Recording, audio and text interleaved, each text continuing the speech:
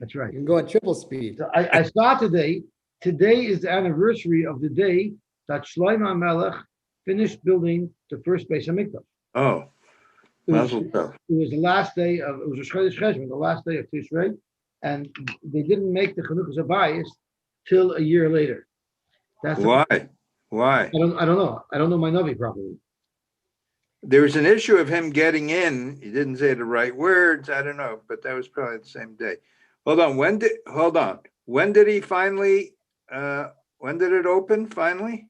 Well, no, it opened then, but I think the Chanukah was a little bit later. Oh, the Chanukah was later. Yeah, that was today. But that's today. That's Sunday.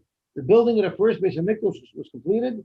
Shlomo Melech postponed the Chanukah Sabayis until the 8th of Tishrei a year later.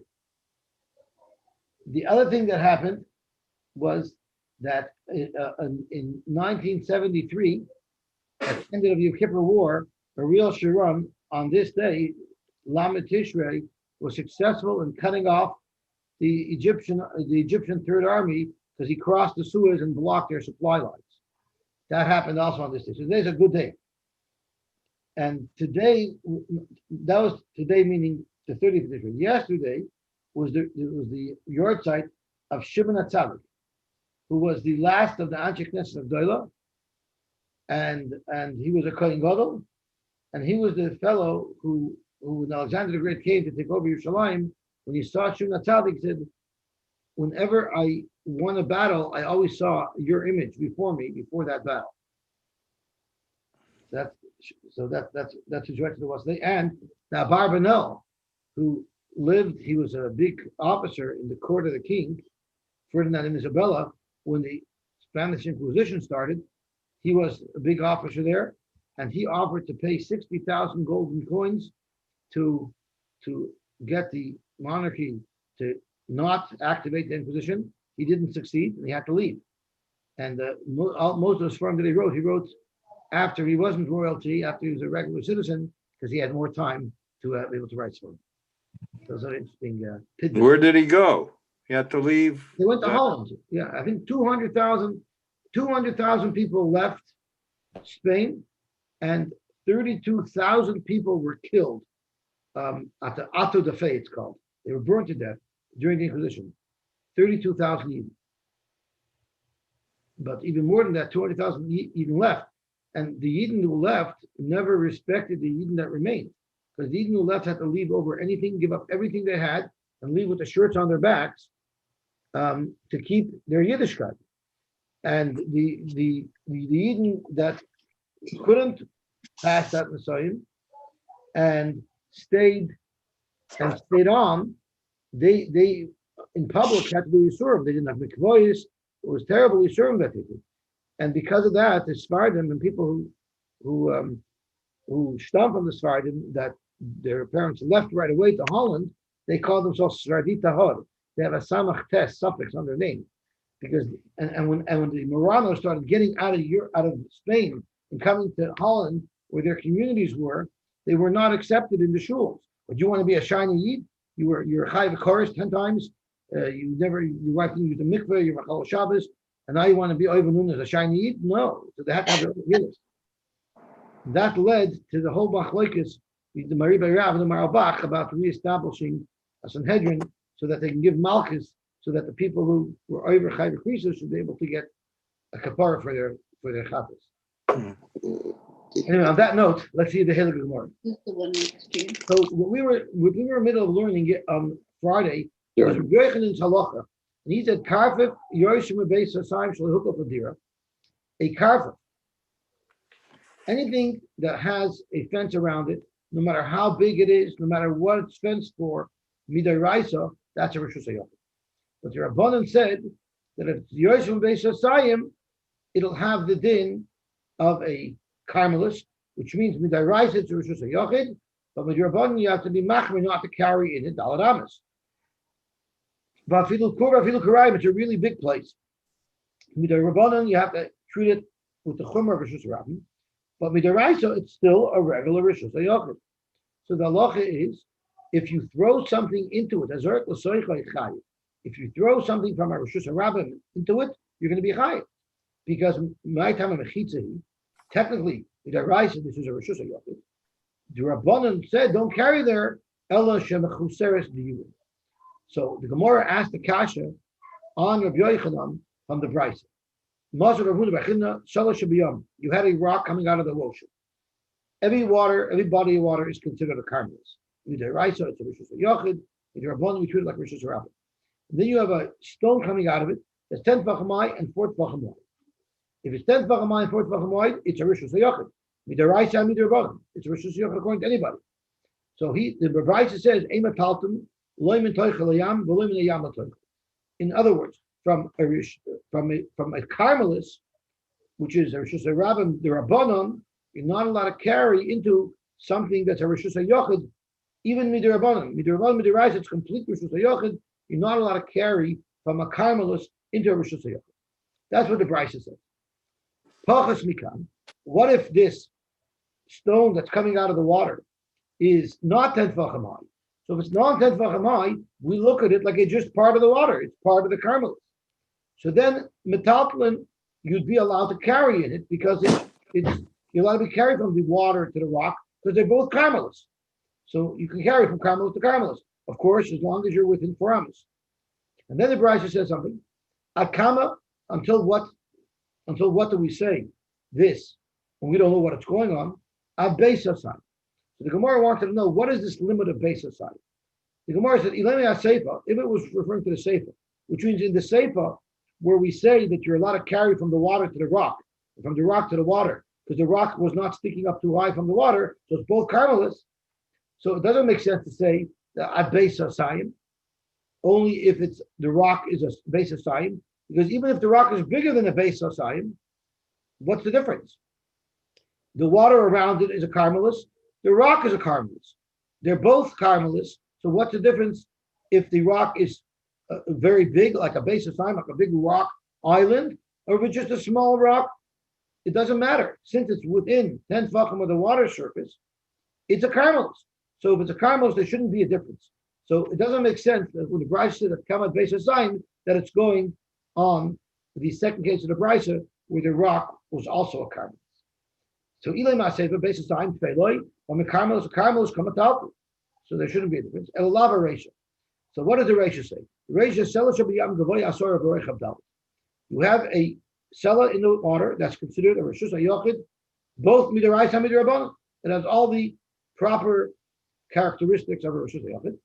Ein Metalton, Loy Misaycha Liyam, Loy Min Yayim Osoicha. You're not allowed to carry from the Yam, which is a carmelist, to this Rishus HaYochid, nor can you carry from the Rishus HaYochid to the Yam. And on that, the price is that kama, until how big could the rock be that it would be usher to carry? Ad Besa Sayim. That's only if the rock was a Besa Sayim. A Yosy Besa Sayim. If this rock was greater than the Besa Sayim, which gives it its own din of a carmelist, Metaltlin, then you'd be able to carry from the water, which is a carmelist, to the rock, which is also a carmelist, because it's such a big area. Even though it's 10 tefachim high and it's a distinct area, but they're both carmelists, so you should be able to carry from carmelist to carmelist. Alma carmelisi. So you see that even though it's taller than 10 tefachim, so really it should be considered a Rishus HaYochid, l'chumer. We say you could carry from the top of that rock to the water.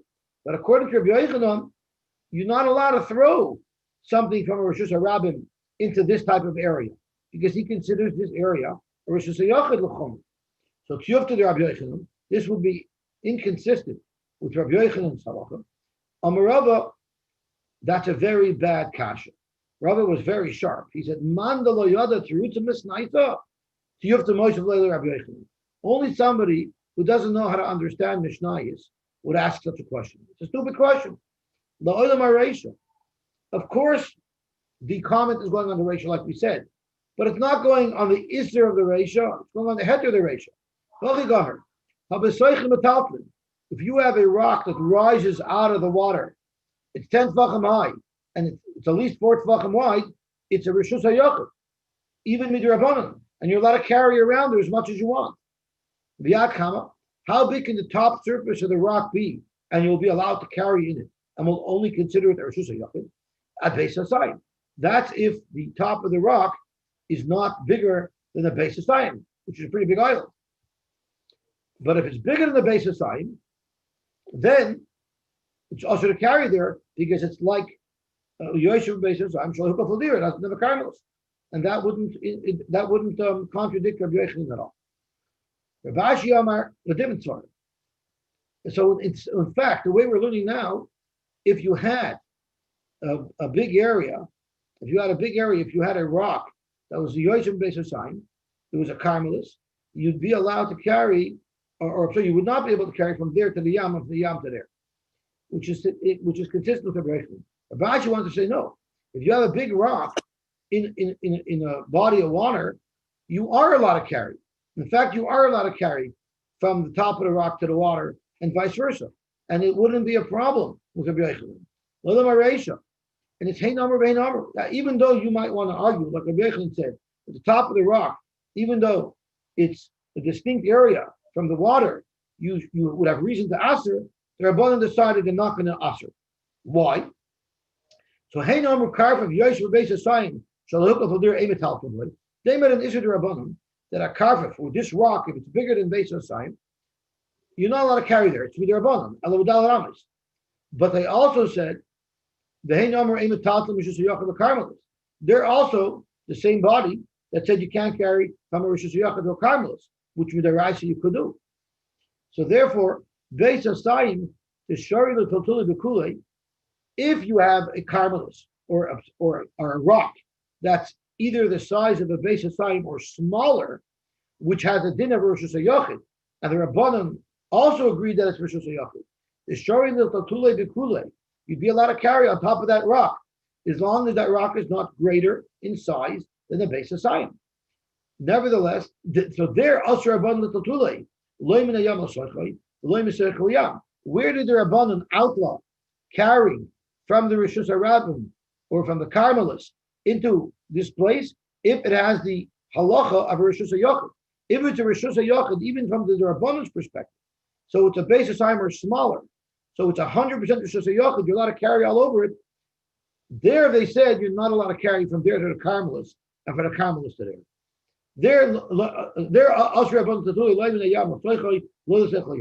My time, because Rishus HaYochid Gemurhi, it's a complete Rishus HaYochid. You're allowed to carry up there. So since you're allowed to carry up there, you're not allowed to carry from there to the Carmelis. But the Yosy base of Zion, if the top of the rock was bigger than 2,500 square amas, if it's huge, where the Rabbanan, they asked it at the Carmelis, the Oshel L'Tatula B'Kulei, there Shavu Rabbanan L'Tatula Mitoichel Yam M'Yam Mitoichel. Once they asked her carrying on top, they no longer ask her carrying from the top to the water. My time, why can't they ask her both? They should say it's also to carry on top, because we, the Rabbanan, we're answering it on the Carmelis, but we're also answering to carry from there to the water, because the Rabbanan will be machmir that it's Rishus HaYochid. Why can't they have both chumras? Dr. Gemara, because both chumras could never work. Because Dilma Amri Rishus HaYochid Gemurhi, if the Rabbanan would say that even if you have a massive rock that's more than base of sign, if they would say you're not allowed to carry from there into the Yam, or from the Yam back, people say it must be, the reason why they don't let is because the Yam is a Carmelis, and the rock on top must be a Rishus HaYochid. And since they're different Rishuyas, you're not allowed to carry. But hey, they'll say, well, if I'm not allowed to carry from the Yam onto the rock, because the rock is Rishus HaYochid, well, on the rock itself, I should be allowed to carry, because it's a Rishus HaYochid. So therefore, the Rabbanan had a choice. They could either ask you to walk on top of the rock, if it's bigger than 2,000 amas, then base of sign. They can either ask you to walk on top, or they can ask you to carry from the top of the rock to the water and back. But they couldn't do both, because if they tried doing both, people would automatically carry on the top. Because if they asked her to carry from the top into the water and vice versa, people would say it must be that top has a din of Rishus HaYochid, and we're allowed to carry it. So they couldn't have both gezeres. They could only have one. So they decided we'd rather answer people from carrying up on top when it's bigger than the base of Sayim. We'd rather do that issue than answer people to carry from the water to the rock and vice versa. Why do they want to be machmer, like I'll be walking on top and willing to make a concession that you can carry from the rock to the water. If people are on a big island of rock, it's common that people are going to carry up there. So that's where they wanted to make their gzera. On Shabbos, people aren't moving things from the island to the water and vice versa. It's something they're not doing anyway. It's loy shchiach, and therefore they did not make the gzera. Okay, now we're sort of about to. Okay, Zok the Gemara Vayter. Hahu Yunuka. There was a baby that needed a bris. Now we're learning about a very, very clumsy guy. They have to start being more careful who they invite to their bris, because every time this guy shows up, he causes trouble. So you had this baby. He was on Shabbos. He was born on Shabbos, and now a week later, it's the day of his bris, and they prepared warm water, which was needed for the bris, and the ishtapa chamime. Someone spilled over the hot water. So now, without this hot water, they're going to have to push the bris up. So what can we do to be able to make the bris today? Amalhu Rabba. Rabba said, I'll tell you what. I live here in the same chutzner, and I have a beautiful pot of hot water cooking in my house.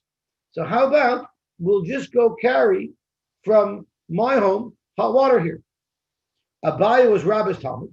Amalei Abaya, who also was at the bris, he told Rabba, I don't think they made an Eruv Chetzeres over here. So you can't carry to this is Rabbanon to carry without an Eruv Chetzeres.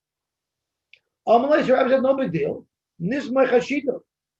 Our chutzner isn't by itself. Our chutzner joined with all the other Chetzeres in the Malchut, and there was a big shita to join us all together. So we could rely on that. And we even learned that nowadays where you have shita, technically you don't need Erev Chetzeres at all, because the shita joins everybody together. And the reason why we make Erev Chetzeres today is that people shouldn't forget the concept of Erev Chetzeres. Amalei Abaye said, Rabba, haloi shitfinon. I also live in this neighborhood. There was no shidduch from the boys done either. So Rabbi said, not a problem. So it's us to carry. Let's have a goy bring it. Let's have a goy bring the hot water. So Amar Abaye is like was jumping. He said, "Boy la sube lamar."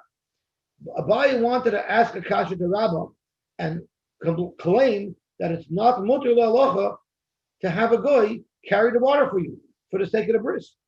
But will I shock Rabbi Yosy? Rabbi Yosy pinched him and said, "Be quiet, don't say nothing." Why? The Amar Rabbi Yosy, Amar Pekahana, Kevin Rabbi Yehuda. When we were by Rabbi Yehuda's house, have Amar he taught us a rule. When someone's about to be over in a very deraisa, your Rebbe even, you have to jump in and try to prevent it from happening. But b'der Rabbanon, if it's only an Israel Rabbanon, over here having a goy carry water for you is only an Israel Rabbanon. There you don't jump in. Avdin and Maisa, let your Rebbe do whatever he needs to do. And after it's over, you can ask him a shayla. Why is that only a Rabbanon? Why is what only a Rabbanon? I understood that it was a deraisa. So goy to carry something to do it. You're asking a goy. You're asking a goy to do an Isur Rabbanon. No. Oh, you're asking to do an Isur Rabbanon. Carry without Erev Chetzeres. Why? Because they were shut from already? Carrying what, Daladamas? No, because there's already a wall around the whole area. Oh. Erev Chetzeres is only the Kana that Shlomo Melech made. Okay. So it's an he would be doing a Durabanan. Right now, that's how it's going to go. There are going to be Rishonim to do a there are going to be Rishonim who say a goy could even do a deraisa for you. But we'll get there. We'll get there soon.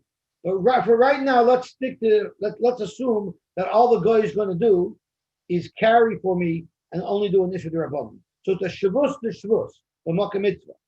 I'm asking the goy, that's a derabanan, and even if a yid would do that, it would only be a derabanan anyway. So shavus to shavus, the makkah mitzvah, we're suggesting that you should be allowed to do it.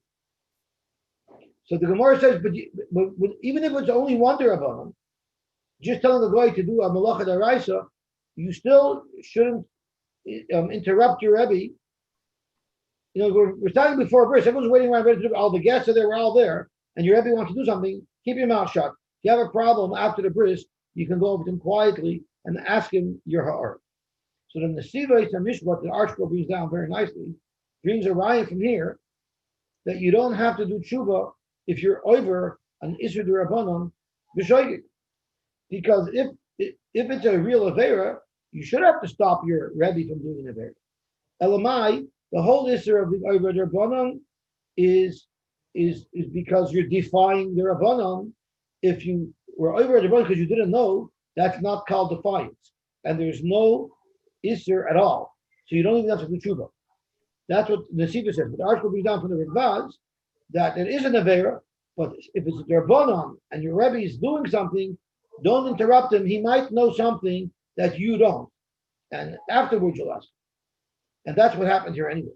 Labazar Hachi, after the bris was over, Amar Lei, Rabbi Yosef asked Abaye, my voice was Filamar. What were you so itchy about that you wanted to discuss?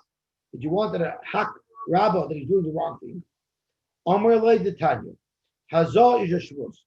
The spritzing of the Meipar Aduma on a person, that would be usher to do on Shabbos, Midir Abbanim. V'amir l'nachri shvus. And telling a guy to do a malacha for you is also only a D'Rabbanan. So Abaya's comment was, Mahazah shvus v'nedoiches Shabbos. Just like spritzing is a shvus, yet it's not like a Shabbos even for a mitzvah. And Rashi says, for instance, you needed to be makar b'korban Pesach, and you were tamei, and you needed on Shabbos somebody to spritz you from the paraduma, you're not allowed to do it. You can't bring the Pesach. Why is it a Rabbanan? I don't know. I don't know why. I don't know why Hazah from the paraduma is a Rabbanan. I don't know the answer to that. But it is a Rabbanan. So Ma'azah Shavuos Veni Derechas Shabbos At Amir Al Nachri Shavuos Veni Derechas Shabbos. So to tell the guy to do malacha is also a Rabbanan, and it shouldn't be Derechas Shabbos. Okay, so now here is where we have it. There's a big machlokes rishonim. If you're allowed to tell a guy to be over a deraisa, the makkah mitzvah, or if you're only allowed to tell a guy to be over a derabbanan. So up until this point, we're learning that all Rabbah asked the guy to do was to carry, which was all of an Isser D'Rabbanan. Here we're going to see a possibility to see from our Gemara that you're even allowed to have the guy do an Isser D'Oraisa. So let's see what happened here. Abaye was suggesting, if I'm not allowed to spritz from the paraduma on Shabbos for a mitzvah, how could I tell a guy to bring hot water for a mitzvah on Shabbos? Amalei, Rabbi Yosef said, boy, am I happy that you didn't hack Rabbah in the middle of the bris. Because your kasha is not a good kasha. Don't you see the difference between shvus this b'maisa, between a shvus that involves an Isser D'Oraisa, the shvus the less b'maisa, and the shvus that doesn't have an Isser D'Oraisa? So according to this pshat, what we're saying is the halal, and it goes weiter. The Rabbah didn't tell the guy to cook water and to do an Isser D'Oraisa. All Rabbah asked was for the guy to do an Isser D'Rabbanan. Don't you see the difference? So according to the way I just read it, it's telling me that you're only allowed to have a guy do an Isser D'Rabbanan. So a shvus, this shvus, the makkah mitzvah you're allowed to do, but you would not be allowed to ask a guy to do a deraisa dikaver. Isn't there an issue of pekuach nefesh here also? There's no pekuach nefesh. If the bris was already done, then of course even he's allowed to cook the water. But the question here is, should we do the bris or should we push up the bris till tomorrow? Okay. Yes, I understand that all the food is prepared. But no. Says up to Gemara. Tomorrow, you either deraisa. If you push the bris up. Yeah. And in Chanami. But you're not, there's no pikuach nefesh here. The only reason why you would be able to violate Shabbos is for pikuach nefesh. So that's one way to learn the Gemara. But there's another way to learn the Gemara. And the other way to learn the Gemara is the Hamar loy Amar Lanachri Zalachim is crossed out. The Bach Aleph brings down a shita that takes that out completely. You see these little brackets, the Amar Achim, it's all gone. It's all gone. And according to that shot, the way you'll read it is, I understand you can't switch from the paraduma, because there the Jew himself is doing an Isser. But here, the Jew's not doing an Isser, the guy is doing an Isser. You're just telling him to do it. And therefore you're allowed to do that. And according to this shot, I believe it's the Bahag, you're allowed to have a guy do an Isser Dairaisa, the Makkah Mitzvah. So he holds Shavuos, the Makkah Mitzvah. The Shavuos of Amir al-Nachri is allowed the Makkah Mitzvah. It doesn't have to be a Shavuos to Shavuos. But the other Rishonim learned that it has to be a Shavuos b'Shavuos, meaning you can only ask the guy to do a Derabanan for you. Amalei Rabbi Bar Rav Chanan Labaya. I love this story over here. So you have over here Rabbi and Abaya, their city didn't have Eruv Chetzeres and didn't have Shetuvim Avoyos. So Rabbi Bar Rav Chanan, I guess he was a guest there, and he asked Abaya, I can't believe it. Mavua display Trey Gavri Rabbi Trabonah. You have one Mavli that Rabbi and Abaya, you both live in here. Could you possibly justify that you don't have an Eruv here? There are Rechanim bring a riot from here that it's incumbent on a Rav to make an Eruv in the city. It's an important thing to have.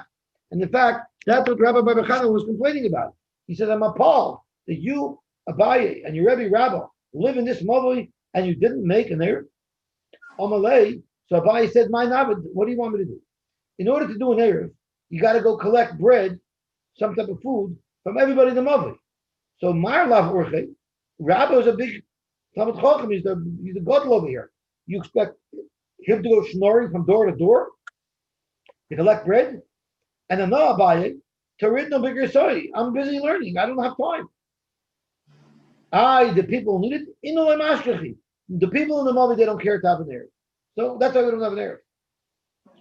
So Abaye said, but you might ask me, the Aknilu Pita Basala, you don't have to go collect bread from everybody. You can go to the store, you can buy bread, and when you're cutting the bread, you could have in mind to be cutting a little piece for everybody in the Mavli.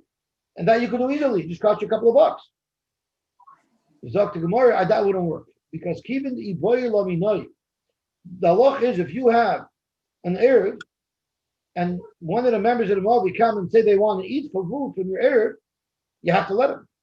But keeping the Iboyer Laminoi, actually, if every week someone's going to come to me and say they want to have a meal, that means every week I'm going to have to replenish it. I'm poor as a church mouse. I don't have that type of money to be able to buy this new Eruv every week. So Batal Shita, since I'm not prepared to let everybody eat it, then the whole thing doesn't work. The Tanya, he came to the house of the Eruv and he wanted it and no one gave it to him. Batal Shita, the whole thing will be Batal. So that's why I think maybe we have Shituf and Mavuyos in our city of Toronto for our Eruv. I don't know anybody who knows in whose house the food is. Maybe because he doesn't want nutniks knocking on his door every Shabbos, can I have a matzah? Does anybody know which house in the Toronto city the matzah was put for the Eruv Chetzeres or the Shituf Mavuyos? Does anybody know? Nobody knows. Rabbi Lowy. If we knew, we could go to him for Shabbat lunch every week. He'd have to feed us. Correct to Gemara, I have another Eitzah. So Rabbi Bechana asked Abaye, I have another Eitzah. Where wouldn't be the problem? Everybody has a Costco jumbo jug of vinegar in their house that they use. And vinegar comes from wine, and it's wine vinegar, which you could use for an Eruv Chetzeres. So why don't you do this? Everybody has, you have in your pantry, you have a barrel full of vinegar. No one's coming to ask you for vinegar. What you could do is you could say that I'm going to use vinegar every week on a regular basis. The last bit of vinegar that I end up not using from my jug, that's going to be the Eruv, which is Breira. Because what I'm saying is, one serving of vinegar in this jug is the Eruv. Which one that is, we'll only find out after it's done. So that's Breira. So Abaye said I couldn't do that because Tanya ain't mishtat b'moitza. You can't rely on Breira. If we don't know that the serving of vinegar that is for the Erev is the one that remained at the end. Maybe it's the first one you took, and then there's no Erev, because you cannot rely on Breira. We learned that you could rely on Breira.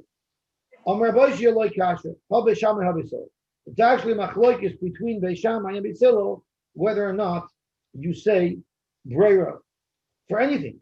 It's not. And we learned this halacha before. Whenever a mace is in a building, everything in the building becomes tummy. In the olden days, their windows and their doorways were very thick. Like if you go into the old Besmedrish, the window wells are very thick. Anything inside a window well is not considered that it's in the house.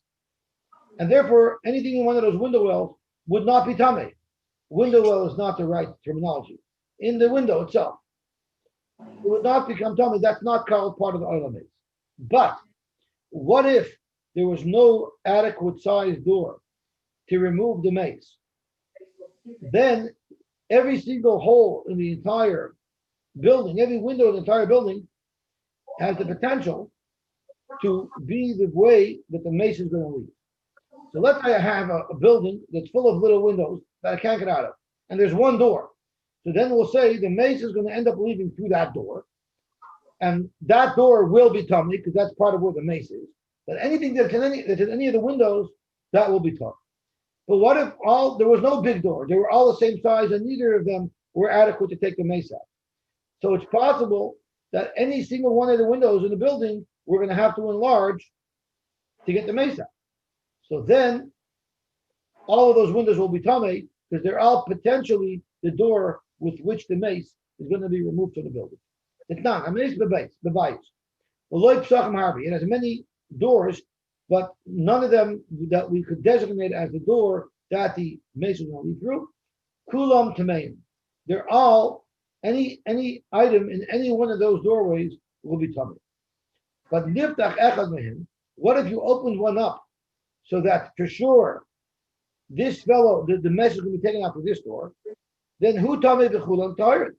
Then only that doorway is tummy, but the rest of the doorways will be tired. Now, what if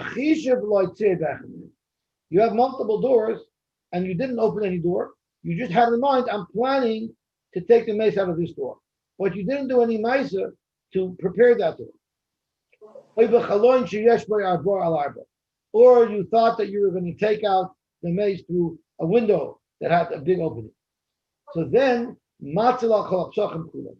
once you decide that I'm going to pick this door, so now this door becomes the door that's tummy, and all the other ones will not be tummy. And on that, Beis Shammai commented, yeah, you can't, and now we're after the mace dies, you can't decide that I'm going to go out of this door, and then we'll say to Mafreya, that was the door that you were going to go out of. No. So Zok Beis Shammai, if you only decided which door to take the mace out after the mace died, all those doors are going to be tummy. Even after the mace died, you can decide which door you want to go out of. Which and Dr. Rashi, this is amazing. The mace died, and you did not decide yet where you're going to take the mace out. So any kelim that you have in any of the windows are tummy. Then an hour later, you decide you're taking the mace out of this door. All the kelim that were tummy until now become tahor, lemafreya, because we say that this was always the door that was going to be destined for the mace to leave, and therefore only the kelim that would be in that door would be tummy, but all the rest would be tahor. So your machshava, your decision later on, impacts retroactively the tumah. That's the case of Breira. So Abaye was saying that I didn't rely on Breira, and that's why I couldn't make that Erev, which is very interesting because Abaye is saying the reason why I didn't make the Erev is because I'm passing like by Shammai against Beis Hillel, which is interesting to note. You know, you have cases where halacha could retroactively take the status of tumah off these kelim. So I said over a story today. There was a big Rebbe who was running for the train, and he missed the train. So he said, the Bahn soll sich überdrehen. The train should turn over. And they told him, the Chassidim told him, Rebbe, what if this could be Yidden on the train? So the Rebbe said, the Bahn soll sich nicht überdrehen. and a moifis happened, and the train did not turn over. That's a true moifis. So you retroactively save that train. Dr. Hela Gemara Vayter. Hahu Yanuka. There's another story with a retroactive discovery. There was a wedding in Bnei Brak, and there every schnorrer comes to get a free supper. So the mechutin got up in the middle of the wedding. He says, "We need to take pictures. I'd like everybody who's here from the Kala side to please stand on the left side of the room, and I'd like everybody who's here from the Chazan side to please stand on the right side of the room, so that we know who to take pictures with the Chazan with the Kala." So the whole room splits. Half the people go to the right side, half the people go to the left side. And then he says, "Will everybody please leave? This is a bar mitzvah." Dr. Hela Gemara Vayter. Hahu Yanuka, the Ishtapa Chamime. Another child had to have a bris, and the same klutz knocked over the water again. Amalu Rava said, "Nishayla le'imi." Let's ask the mother, who's a kimpator, itricha, if she needs warm water for her health. Nachem le'nachre, we can have a goy warm up the water for the child. Agavime, since he's allowed to warm up water for the mother, and Rashi told him that for the first 7 days, if the mother asks for water, she's considered as a konos nefashos, and even a yid can warm up the water. But past the 7th day, and the bris, of course, is on the 8th day, if she needs something hot to be warmed up for her, then you have to ask a goy. So Rava suggested, ask the goy. For the child alone, you might not let the goy cook the water. So ask the goy to do it agav the mother. Again, this gets involved in that shaila. If you're allowed to tell a goy to do a deraisa, the moke mitzvah, so why can't you ask the goy to warm up the water directly for the child? So the Madam Urluj, you're allowed to have a goy do that, has to fair for this Gemara. I don't know exactly how he fair for this Gemara. Omer Rabbi Shai Shel Rabbi. How could you tell me that this mother needs warmth? She's eating cold dates. So if she's eating cold dates, obviously she doesn't need warmth. Maybe she's delirious and she's eating dates, doesn't even realize. But really she needs warm water. So therefore you would still be allowed to warm her up water if she asked for it. Another clock story. There's another child who someone knocked over the hot water.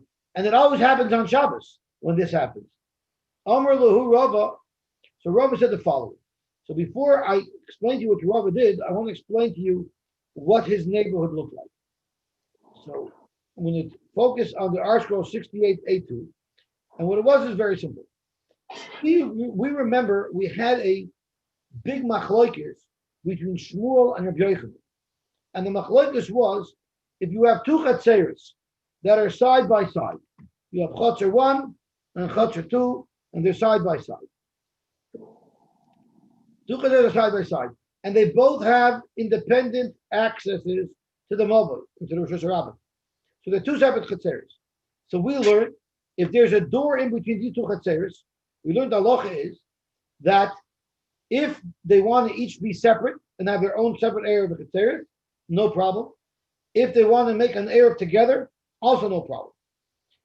That's of course if there's an opening in between the two chatzeros. But what happens if they didn't make an eruv? They made chatzer A made a private eruv and chatzer B made a private eruv. And then on Shabbos for some reason they decided that people from chatzer A wanted to carry into chatzer B. So Shmuel said, bittul will not work. We know when you're 5 people in a chatzer and everybody contributes to the eruv and one guy doesn't, so he messes it up for everybody. But if he says, I'm a vatal, whatever rishus I have in the chatzer, I'm a vatal to you guys, then he can't carry anymore, but they're all allowed to carry because his rishus is nothing. So Shmuel said, how about people from chatzer A being a vatal, their right to chatzer B, and vice versa? Zok Shmuel, that doesn't work. You could never be mevatel. You could never be mevatel your right to your chatzer to people from a different chatzer. Can't do that. Rabbi Yochanan argued, and this was on Samach Vavamad base. Rabbi Yochanan argued and said, of course you could be mevatel one whole chutzner could be mevatel their rights to the next chutzner. That's the machlokes we had a couple of days ago. Two chutzner side by side. They did not make an eruv on Shabbos. One chutzner wants to be mevatel their rights to the other chutzner. Shmuel said they cannot, and Rabbi Yochanan said they could. Now that we reminded ourselves of that Gemara, let's see what happened over here. So here's our neighborhood. Shmuel, Rava, we're talking about Rava here. Rava lived in a different chutzner from the chutzner where the baby was. So the baby was in this chutzner, and this is where the bris was, and the adjacent chutzner is where Rava lived. And Rava lived in this chutzner. So what Rava wanted to do is he wanted to be mevatel his rights to the chutzner, so that now people from the other chutzner where the baby was could come into Rava's house, take hot water that was cooking on Rava's stove, and take it to the baby. That's what he wanted to do. So Rava wanted to be mevatel his rights to the chutzner. But the problem is, we know the halacha is, if you're mevatel your rights to the chutzner, so that everybody else can carry, and then you carry stuff out to the chutzner, you've destroyed your bittul, and now nobody can carry anymore. We learned that as well. So Rava was afraid that after he's mevatel the chutzner, he might forget and go into the chutzner carrying something. So because of that, this is what he did. Now Rava was very firm. When you came in the front entrance of his house, you came into a big room, and in that room only men were allowed.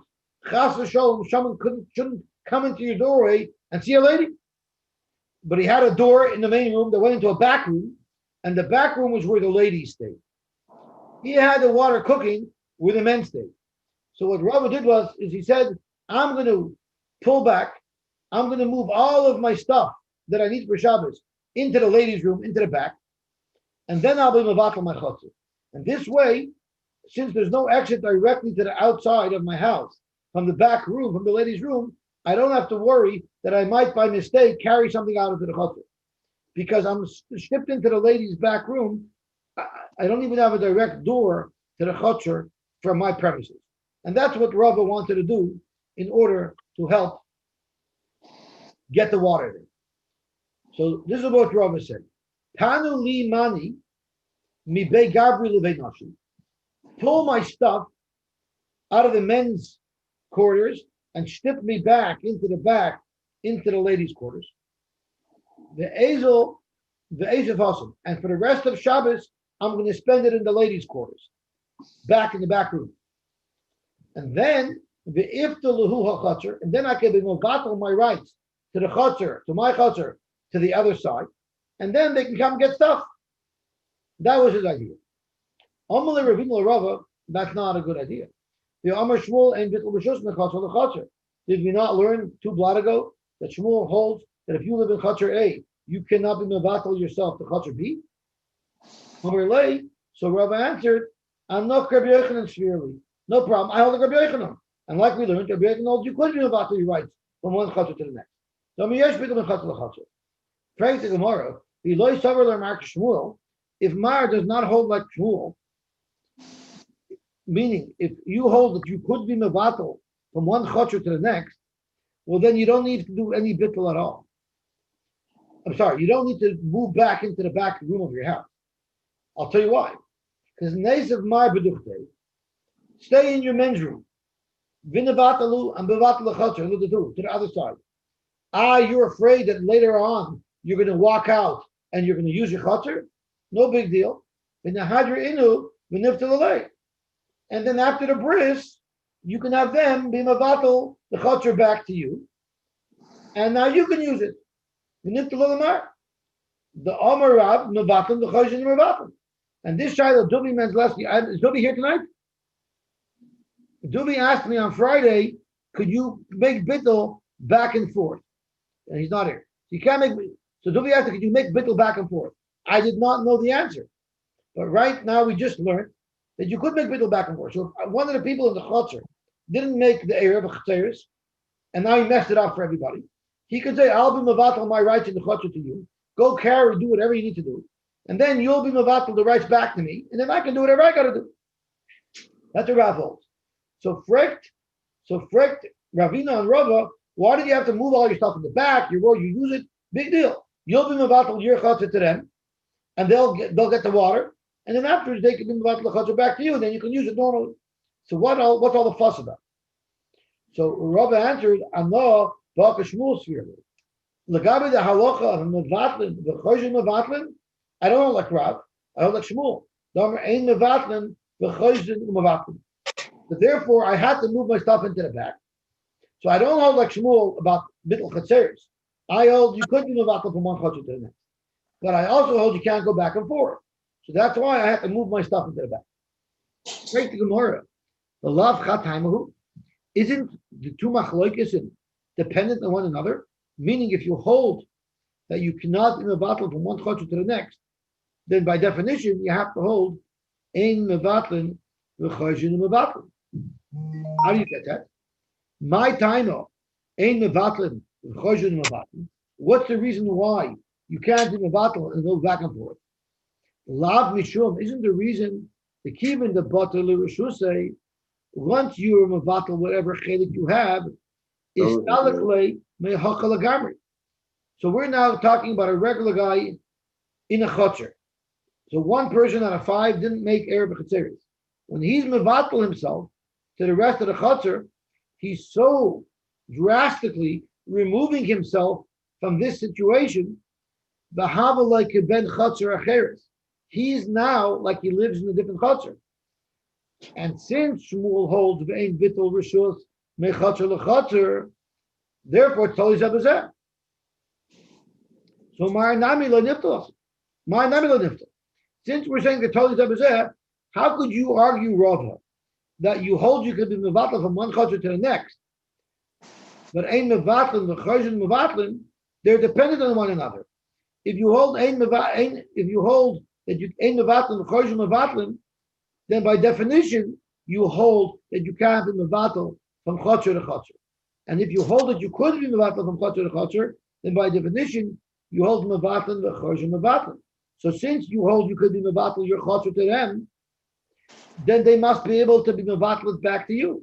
So why do you have to move into your back room? You'll be mevatel your chotzer to them. They'll get the water, and then when they're done, they'll be mevatel the chotzer back to you, and then you can use the chotzer. Zok Rabba, I think you don't have right shot in the machloikis between Rav and Shmuel of its mevatel and choshen mevatel. That has nothing to do with chotzer. Rather, Hasam Hainu Taima, the reason why Shmuel said you can't be mevatel but choshen mevatel is kehechet lelahavim milsa the rabbanon v'chuchu v'tlula.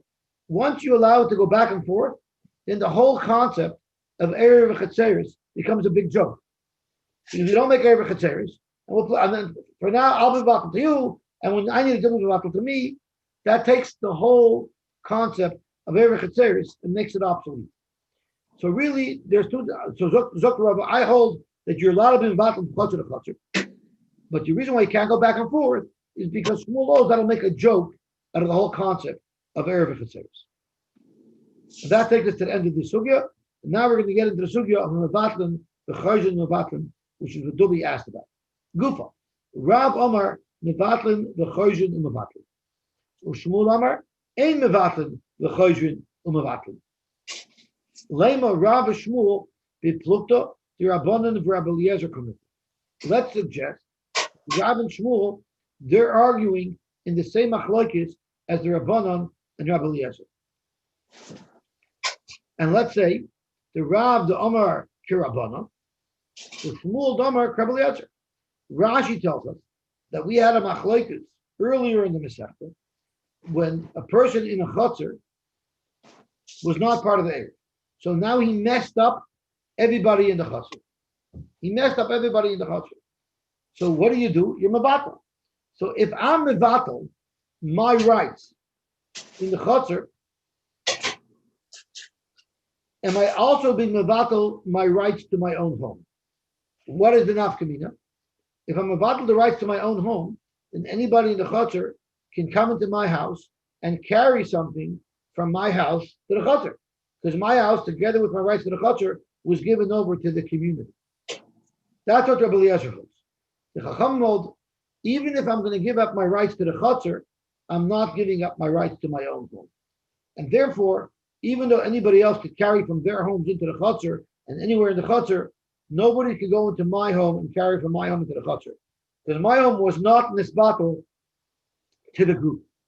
So let's suggest Rabbi Shmuel, the Plukta the Rabban Rabbi Lezer community. The Rab Savar Krabbanim, the Rab the Amar Krabbanim. Rab holds that when you're Mavatal yourself, you're not totally removing yourself, you're still keeping rights into your house. So since you're still keeping rights into your house, they could then be Mavatal back to you. Shmuel the Amar Rabbi Lezer, and Shmuel holds Ein Chayzin Mavatlin. Shmuel holds when you're Mavatal your rights, you're even Mavatal your rights in your own home. So you're totally removed from this area, and you're in a different chutzner, and that's why Shmuel holds. And that's why Shmuel holds in Mavatlin, the Chayzin Mavatlin. Amalach Rab. So Rab said no. Another Amir Afilu the Rabbi Eliezer. I fit it even according to Rabbi Eliezer. Even according to Rabbi Eliezer, who says that I'm not Mavatal myself, I can even hold like him. Atkan loy come Rabbi Eliezer Hossam. I'm sorry, even Rabbi Eliezer holds I'm totally Mavatal myself in my house. Rabbi Eliezer holds I'm giving up my house too. Even so, Rabbi Eliezer would agree to me that Mavatal the Chayzin Mavatal.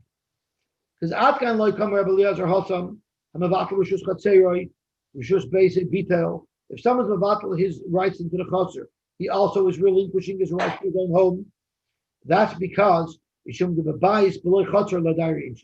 nobody would ever live in a home if he doesn't have access to a chutzner. And like we said a couple of times, that in those homes, the chutzner was an integral part of their home. Their pantry was the chutzner. Their closets were the chutzner. They lived with all their stuff in the chutzner. So if I'm giving up my right to the chutzner, for all practical purposes, I'm giving up my home. But to say that I'm so far removed that I'm like in a different chutzner, mi Omar, that Rabbi Eliezer didn't say. And therefore, he would still agree that Mavatlin, the Chayzin, and Mavatlin. Shmuel Omar, another Amar Filuk Rabbanan, me, who I don't allow Mavatlin, Chayzin, Mavatlin, I could agree with the Rabbanan that I'm retaining the rights to my house, even though I'm being Mavatal, my rights to the chutzner. I can look come here about Hassam, Elamai the bottle, Udulai bottle. He's just saying that I was Mavatal my home, I was Mavatal my chutzner, but not my home. I'll my the bottle, but the chutzner where I was Mavatal myself from, Mia is Talak Ugami. I'm totally removed from it, and therefore it's like I'm in a different place. That's one more you could say. The other more you could say is it's Atchucha with Lula. Amar Rav Acha Bar Chana, Amar Rav Sheshes. Let's suggest that this machloikis, as to whether or not you could be mevatel back and forth, would depend on the machloikis tonight. And it says in the Mishnah, Misha Nasan Rishusai, and we're going to learn this Mishnah soon. Misha Nasan Rishusai, a person, again, forgot to make an Eruv, and because of that, he didn't want to mess everybody up, and he was mevatel his Rishus to the group. And then, he, by mistake, carried stuff out from his house to the chutzner. Bein b'shogeg, Saifa did it by mistake. Bein b'mezid, Saifa did it on purpose. Oyser, Divrei Meir. Nobody else in the chutzner can carry again, because by me reasserting my rights, I was mevatel their unity, and you cannot carry there anymore because I didn't make an error. You're reasserting your rights if you went lahedya to put your stuff there. But if you did it by mistake, so my love, let's say that this is the machlokes. The Mar Savar Mevatel the Chayzin and Mevatel. Rabbi Yehuda, the walls of Mezid Oisher B'Shogeg Ein Oisher, hold that I'm not so far removed from it. So since I'm not so removed from it, B'Shogeg it wouldn't answer. It's only going to answer if I come back with das to take back my rishus. But if I came Parav, it wouldn't be a problem. So he holds Mevatel the Chayzin and Mevatel. Umar Sover ain't Mevatel the Chayzin and Mevatel. I just want to make sure that I got this right and I didn't make a mistake. So what does the Gemara say? Mishanos Mushus is a Rashi. Levnei Chater, Levnei Sheshaka. He forgot. V'lo Erev, and he didn't make the Erev. Ula'achar Shabitel, and after he was relinquishing his rights to the rest of the group, Hoitzin Mibesi L'Chater. So Oyser al B'nei Chater. The fact that he reclaimed his pace in the chutzner now makes it also for everybody to carry there. He reclaimed his rishus. Reb Meir holds that even if he only reclaimed his Rishus B'Shoigig, it's still considered a reclaim, and it messes up the Erev. Savar loy misulaku. Even when he was misalik himself, even when he relinquished his rights to the chutzner, it wasn't completely removing him. Since he's not completely removed, they got a bittul nami choshin mavatan v'hadrulay. They can give it back to him. So Reb Meir, who's not so strict, he holds that. Reb Meir, who's very strict, holds bein b'shagi, bein b'meizet oisher, meaning it's much easier to reclaim what you relinquished. If it's easier to reclaim what you relinquished, it means you're not so far from it anyway, even when you did relinquish it. So therefore, he would also agree that once I relinquish, they can relinquish it back to me. But Rabbi Yehuda holds the mezid oiser, the sugar in oiser, meaning when I relinquished my rights, I really relinquished them. And that's why if it went back by mistake, I'm not reclaiming it. So he holds a much more removed from it, and therefore, even if I'm mavatal my rishus, they cannot be mavatal back to me. So my labakam the Ma'aser mavatal and the choshin and mavatal, and that's what Reb Meir holds. The Ma'aser ain't mavatal and choshin mavatal, and that's what Reb Yehuda holds. Amar b'achabat techlit mishved Rav Elohi. The chul alma ain't mavatal and the choshin and mavatal. Everybody might agree to Shmuel that you cannot go back and forth. The hacha and the whole machlokes between Reb Meir and Reb Yehuda is a whole different machlokes. The comes with shogig to mezit community. The whole machlokes is if really everybody agrees that shogeg will not mess you up, and therefore, since shogeg will not mess me up, therefore we say when I mavatal my rishus in the chutzner, it's a pure bittul. If this is a pure bittul, you can't do mavatal it back to me. So why does Reb Meir answer by shogeg? It's merely a knas. If you did it b'shogeg, they counted you. She shouldn't do it b'mezid. But in the mechanics of it, everybody agrees that I'm completely relinquishing my rights. Ravashi goes back to what we said earlier. Rav Shmuel, the plukta the Rabbi Elazar Rabban Kandem. Rav Shmuel, whether or not you could relinquish back and forth, will be totally in whether or not when you relinquish your rights to your chutzner, you also relinquish your rights to the house. Rav holds that he holds that when I relinquish my rights to my chutzner, I didn't relinquish my rights to my house, which is like the Rabbanan. And therefore, I'm still a little there. I'm still in the chutzner, and therefore, they could relinquish the rights back to me. But Shmuel holds that, like Rabbi Eliezer, who holds when I relinquish my rights in my chutzner, I'm giving up my house, I'm giving up everything completely. And since I'm giving up everything completely, ein mevatan v'choshin u'mevatan. Okay, let's see what time it is. It's 9:32. It's up to the oilam. If the oilam is tired, it's late, we can stop. If the wants to go weiter, we can go weiter. So today's daf is daf samach tes. So we're a little bit more than one full block behind. So whatever the oilam wants. I'm happy to hold here. Okay, let's stop here. And the Mitchum tomorrow morning at 6:45. We're learning, and then we're learning again at 9:30. Oh, yeah. We have a good tavach. We'll learn it again at what time? 9:30. We're Shridish tomorrow. So, Oh. so the other master was 9:30 because otherwise they might not be ready. Right. The people are coming at 8. It was You're a good Chazara tonight. We did a lot of chazara, but there's two groups. Now we're ahead of the morning group. We started off behind. No, this is where we left off on Friday. Oh, we got all the way to here on Friday? Yeah. Oh, vey. Yep. It's okay. Some of us were able to Chazar. Okay, so we'll catch up. But Mitch, in the next 2 days, I plan to be fully caught up, and then All we'll right. just stay parallel. Okay, sorry, Royce. Have a good day. No problem. Yeah, good. Well.